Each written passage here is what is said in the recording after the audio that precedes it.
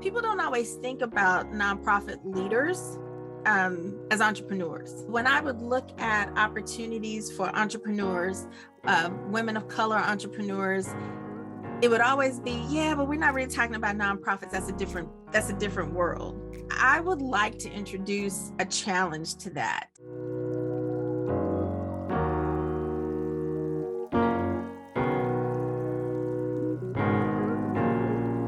Hello, y'all. This is Grant Richardson here, Senior Associate at Promise Venture Studio. And today I have an exciting conversation bringing you the founder of the Children Equity Coalition. Would you go ahead, Staci, and introduce yourself, tell the folks your name and the work that you lead today? Hi, Grant. It's so good to be with you today. As you mentioned, I'm Staci Croom-Raley. I'm the founder and president of the Children's Equity Coalition. The organization's been around for about 30 years, but about 2 years ago, we really did a flip on who we were and who we wanted to be when we grew up, and started the startup that is looking at addressing issues of equity for GrandFamilies. And the reason why we did it was because we had a really unique opportunity to kind of sit back and look at completely restructuring our organization. And we thought about the feedback that we had been getting over the years and the groups that had what we felt like they were fitting in, but there wasn't really a focus on what their experience was. And we got invited to a conversation with the Administration for Children and Families.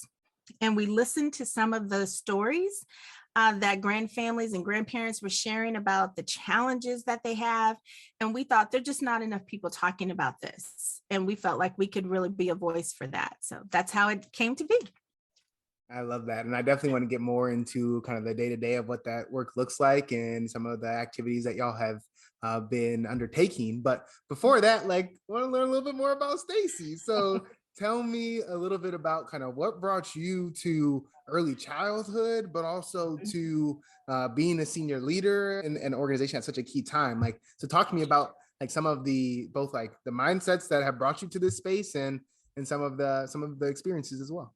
Absolutely. So I actually started my career in nonprofit. I'd always been working in some shape or fashion with youth. Not the first job I had, but the first job that I felt like, oh my gosh, I'm actually contributing to the community was at the Boys and Girls Club in Omaha, Nebraska. And I had moved to Omaha and I was like, I need to find a job. I'm here with family and friends and I need to find a job. And I went to the Boys and Girls Club, and the director at the time said, come with me. And we walked across the street into the center. And in this room that was probably no bigger than, I don't know, an efficiency apartment, were all of these girls. It was back in the day when they were kind of integrating the Boys and Girls Club. It was the boys club and they were bringing in girls, and they didn't know what to do with the girls. So they had all of these girls in a room, and she said, can you do something with the girls? And I said, sure. And it to this day remains probably one of the jobs that I love the most. I wasn't making any money, Grant. Okay, just nothing. But I loved it. I absolutely loved it. And so really getting to know those girls and a lot that was going on with them, I actually decided that I was going to go back and pursue a dream that I had in college, and that was to go to law school. So people who know me, I always joke about being a recovering attorney, but basically I just got to be the kind of attorney that I wanted to be when I wanted to be it. I didn't have to do that full time. And in doing all of that work, I was always looking at the situations that either brought people to a situation where they had to go to court, or watching them go through some kind of family matter. And before I knew it, I was back in the nonprofit arena, working with people who were coming out of prison and trying to get their lives back on track. And the one thing that I kept seeing firsthand were people who had always been struggling. They had struggled with having a good foundation from the very beginning. And it followed them, no matter how hard they tried, it followed them into, their adult livelihood, and they made a bad decision on the wrong day. That's usually what happened. And so I had a friend of mine that sent me a job about working with a home visiting organization. And I was like, I don't know anything about home visiting. And she said, yeah, but what this organization is looking for, you could do it. So I did it. It was 5 years. It was amazing, working nationally, internationally, and really understanding how families get that kind of support. And when, because actually this is part of being my introduction of Promise Ventures was with the National Home Visiting Organization and called Hippie. And once we decided we were going to branch out and do something different, we didn't want to walk away from that early ed focus because it really does make a difference, not just for the kids, but for the families too. Uh, I'm curious for you to kind of make the connection between now the work that you're doing with the Children's Equity Coalition and what you just mentioned, right, of folks who are in reentry and who, when you were working with them, you recognize, okay, these folks weren't set up, like we're kind of set up for failure from the jump. So how do you now see the work that you're doing with the Children's Equity Coalition with grandfamilies and grandparents who are raising little ones? How does that contribute to kind of addressing those long-term outcomes? So it's almost like, how people say your steps have been ordered? That's kind of how it felt. Usually children are with their grandparents for some loss or some trauma that happened in the family. So when I was doing the work in reentry, children were living with grandparents because their parents were incarcerated. When I was working, even as a lawyer, a lot of times the grandparents were trying really hard. They were becoming guardians. They were trying to determine whether or not to get full custody rights. It's usually not, it's not a pleasant thing when children are living with their grandparents. It's always trauma. And so I wanted to, just thinking about how supportive my grandparents were, my grandmother in particular, I just thought, I have been so fortunate to have two grandmothers that stepped in and stepped up whenever my parents needed them. Now, I was never without my parents, but they were young, they were working. My father is a rock and roll guitar player, so he would be on the road. But those grandparents, they made all the difference in the world. And the information that they would share, kind of like that, just down home knowledge. I cannot tell you how many times I've been in situations as a leader where I would, think back on something that they told me and always remember and know my value. So it's kind of like it was always there. But when we thought about it and we thought about the organization, we thought, if we're looking at equity, we're really trying to give people what they need. And we're not saying everybody needs the exact same thing.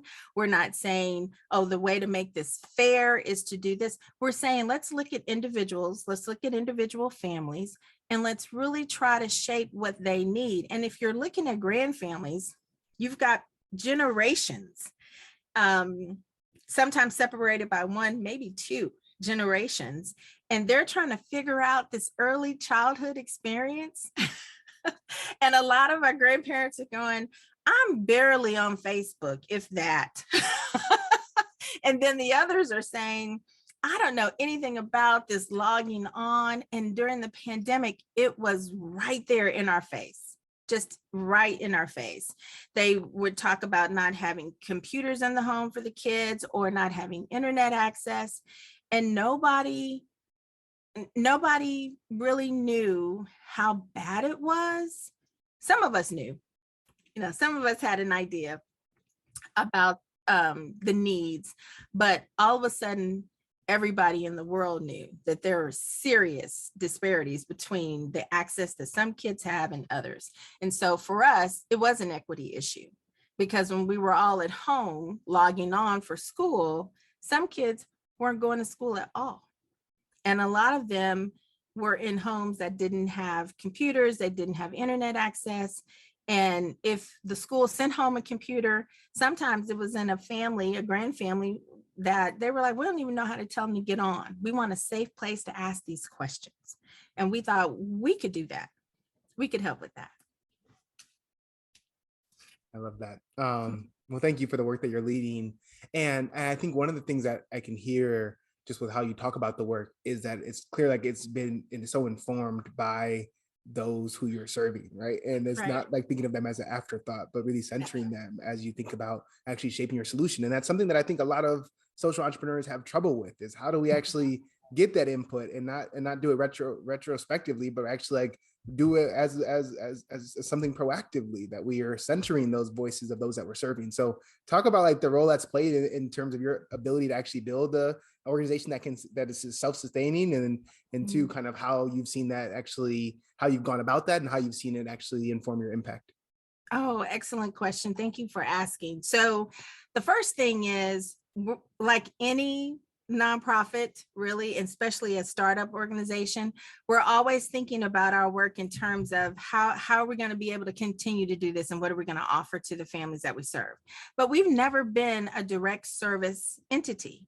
So when we first started thinking about it, we were like, okay, this is kind of out of our it's out of our wheelhouse. But what we're really good at and what we know is, we know how to study communities, we know how to make assessments of what's available, we know how to talk about what's needed, and we know how to facilitate ways to give people agency about their lives. And that was so much fun. And being able to put, I'll just say this, being able to put microphones, whether it was through print or conversations like this, in front of people who had a story to tell, is an amazing gift that I feel like we've been given at the organization.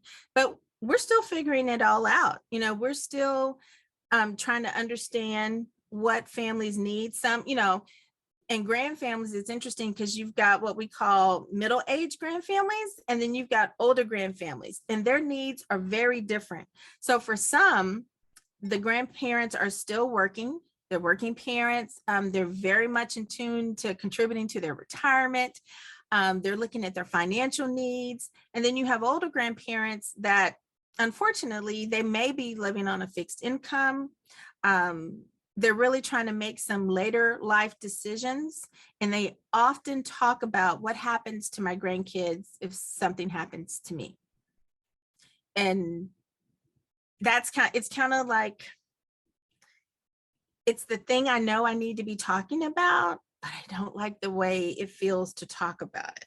And can I have a safe place and people that I can really say, this scares me? And who can I talk to about putting a living will together, or putting a trust for the kids, or even just figuring out how to balance, month to month with a fixed income? These are all things that we hear about, and it's part of how we are building what we can do, what we're capable of doing. Because we're a small group, so our capacity is, we have to rely on partners to do a lot of what we're wanting to do. But the end goal is to create, at best, a network of people who understand this group and will come to the table to work with them. And I have to tell you, one of the major players are schools, because that's the first place that grandparents will go and say, hey, I need help with this. So we've been very fortunate to be introduced to some schools here in Arkansas, and in the Little Rock area in particular, who have a fierce group of grandmothers, and they are teaching us a lot about what they really need and what they want for their families. Yeah. I get that always be learning energy that is like, it's breathing off of you. And I think is what makes you such an effective leader. So I'm kind of like curious to turn there. Like, tell me a little bit more about the day-to-day of what it looks like leading the Children's Equity Coalition. And let's just pause there. The day-to-day. Sure, absolutely. So if really day-to-day, it's a lot of networking for us. Obviously, as we're trying to kind of not only understand what's going on, but determine what it is that we can really bring to the table. Are we the first people to look at GrandFamilies? Absolutely not. But is there more room for other people to do it? Absolutely. That's why we're getting into it. So we have a lot of conversations with folks who run organizations, who provide services, and they tell us, yeah, we're serving people who are heads of households, a lot of times single female heads of households that are grand families, and they ask us these questions. We don't know where to tell them to go. So we do a lot of networking. We're doing a lot of advocacy, especially with our legislature. We're really wanting them to understand. We are trying to make sure that we have the tools and resources to create easy, accessible networks for grandparents to access. But probably the biggest thing we're doing right now is making sure that our structure is in place. And this is going to sound a little crazy, Grant, but we're making sure our structure is in place so that even the work that we are doing, if there's a better place for it to transfer to another group, that it is packaged in a way that that can happen very easily. And I'll give you an example. We have just recently been introduced to an organization that provides financial counseling for folks who are wanting to buy a house.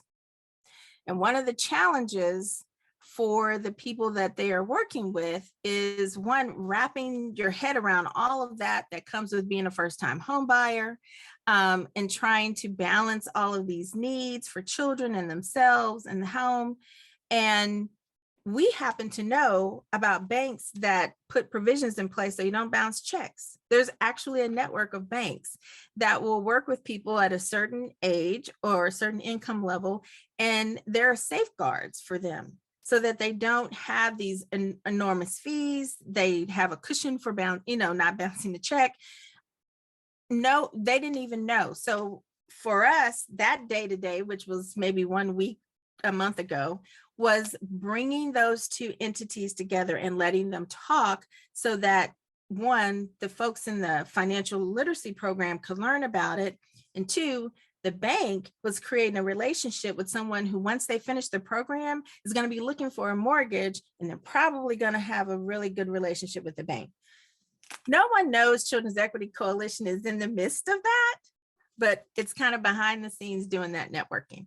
And it's all because if you do that, the outcome for the kids and the outcome for the grandparents is going to be better. And that's what we want. Yeah. That makes sense. It does. I mean, and again, it's like, it's really, you're right. It's very unique in that you're very much so decentering the ego of Children's Equity Coalition, right? And instead focusing on how can we be the best player possible so that this ecosystem works better on behalf of these children and families, right? Beyond just what we're able to do as individuals, but how can we as a collective of folks who are supposed to be aligned on doing what's best on behalf of our communities. So I think that's an incredible model. And I wish more leaders had that energy. So I guess, and kind of on that note, I'm curious what thoughts you'd have for social entrepreneurs who are interested in this early childhood ecosystem, already in this early childhood ecosystem, but are just looking for more ways that they can build more sustainable organizations or have a greater impact, or even just feel more sustained as an individual leader. Yeah. And so, effective leader, you absolutely have to take care of you. You have to take care of you, and you have to find a network of support for you.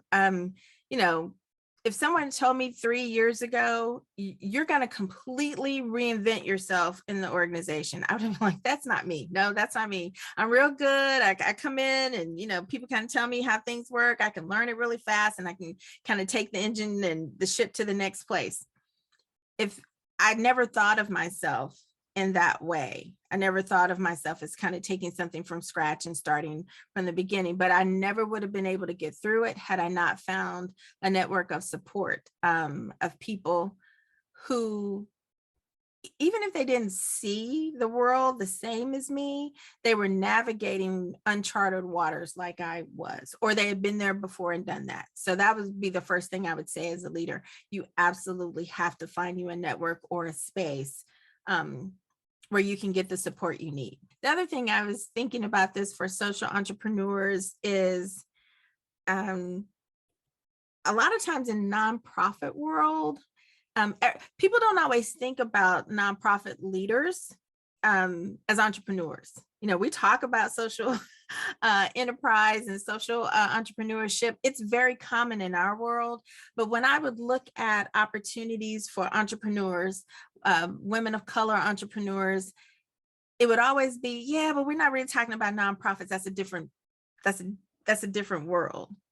And I would like to introduce a challenge to that, because people that are running nonprofit organizations are looking at the bottom line every day, all day, it seems. But they're also learning how to align mission, a lot of times their personal mission, with organization. And they have to be thinking and projecting out years in advance. That's very much the same challenge that any private industry entrepreneur would have.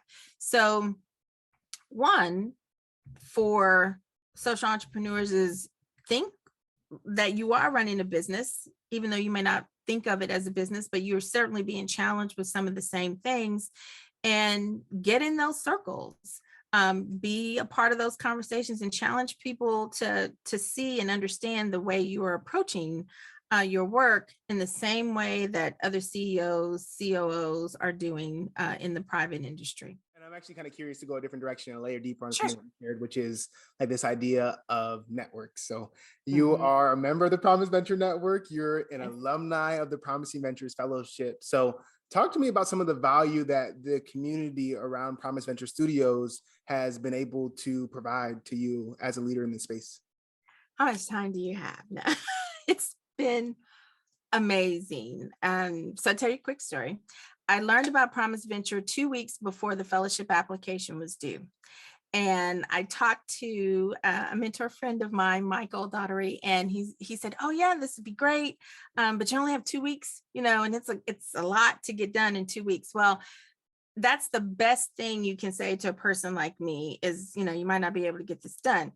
So I did it and got it submitted. Now, I will say we didn't get accepted the first year, but I learned just from going through that process how I should be thinking about my organization as a venture, and really how I began to talk about it and conceptualize it in a way to share with other people. Um, it it was, I won't say it wasn't anything that I hadn't thought about before, but I didn't really have the exercise to go through it and do it. And that's one of the things you really do have to get good at, and be willing to get feedback on if you want to be part of the venture. Promise Venture Index. So that's the first thing. The second thing is, never had I had an opportunity to learn from other people who would really be, you know, they would challenge you. You know, a lot of times imposter syndrome makes us not want to put, you know, our vulnerabilities on the table.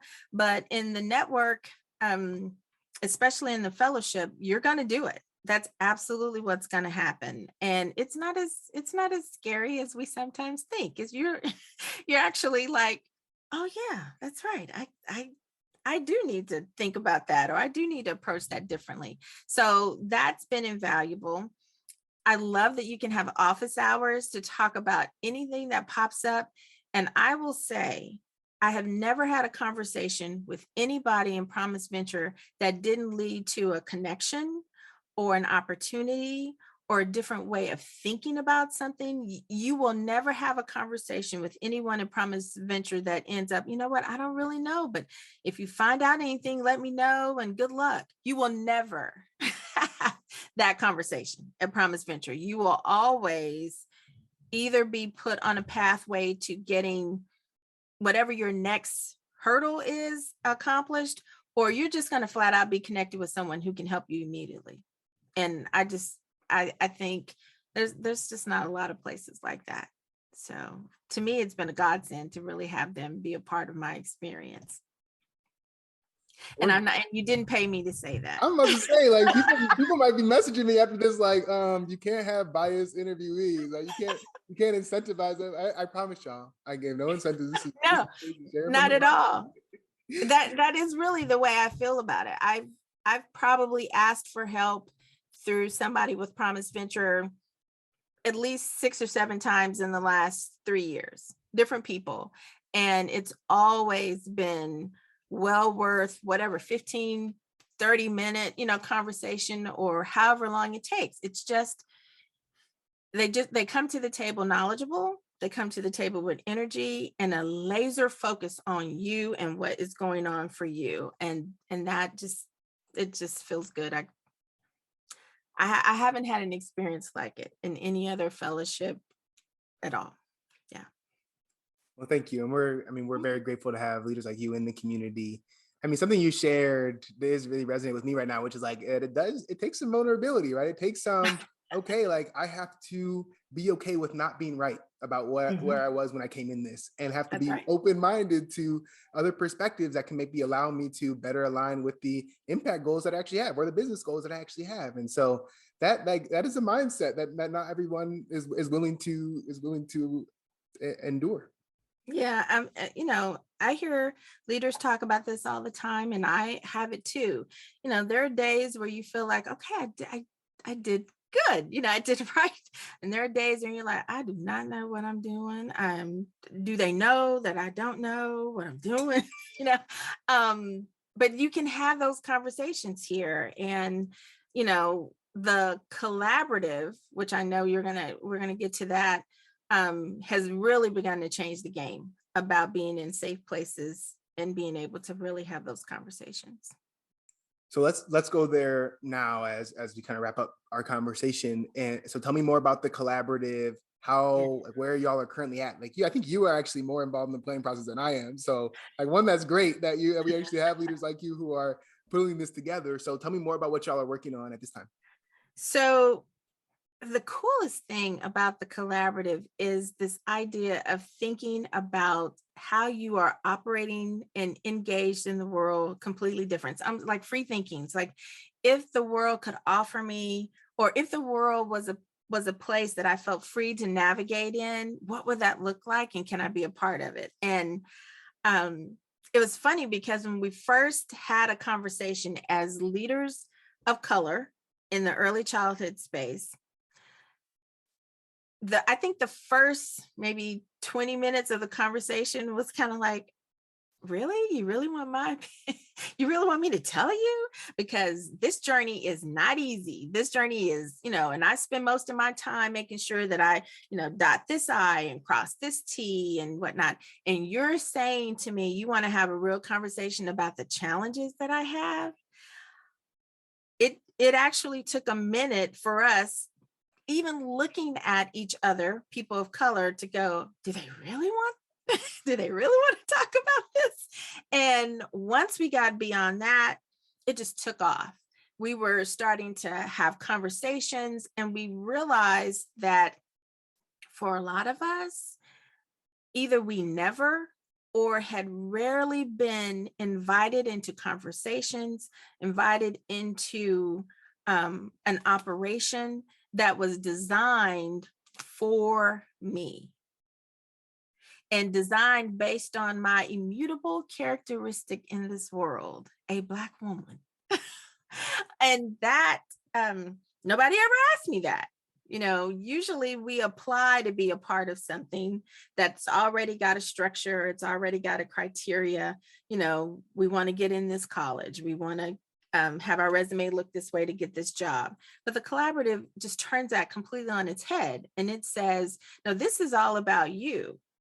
And we're building something that is unique and hopefully responsive to what you need as a person of color on this journey.